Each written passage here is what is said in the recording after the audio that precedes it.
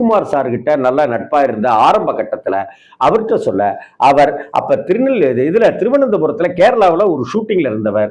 கேரளாவில இருந்து நேரா திருச்சி ஏர்போர்ட்டுக்கு வந்து அங்கிருந்து கார்ல வரும்போது எங்க வீட்டுக்கு வந்துட்டு அப்படியே நானும் அவரும் சேர்ந்து கும்பகோணம் போய் அந்த கல்லூரியில கலந்துக்கிட்டு விழாவில் பேசி முடிச்சிட்டெல்லாம் நாங்க வந்ததெல்லாம் மறக்கவே முடியாது.